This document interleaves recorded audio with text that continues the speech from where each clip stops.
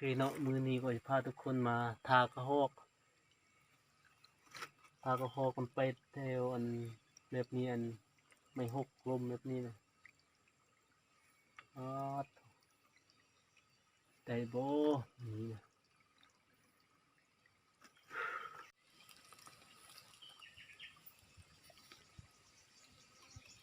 ไข่ผสม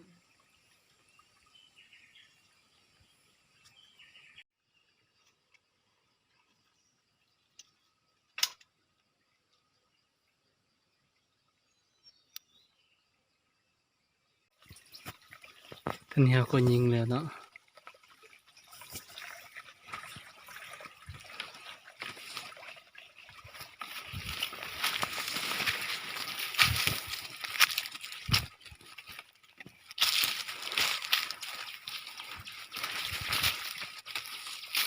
อาจจะถึง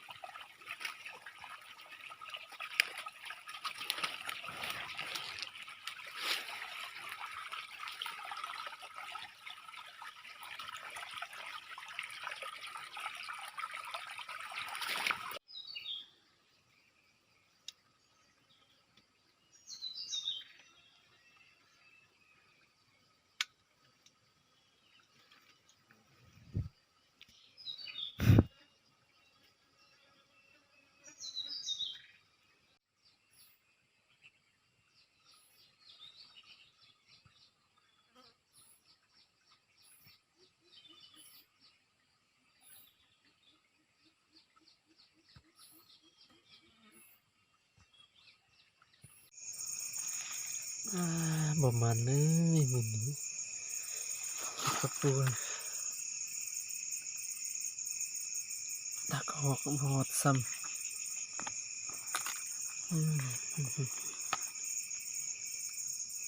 มีของกินเก็บกระปู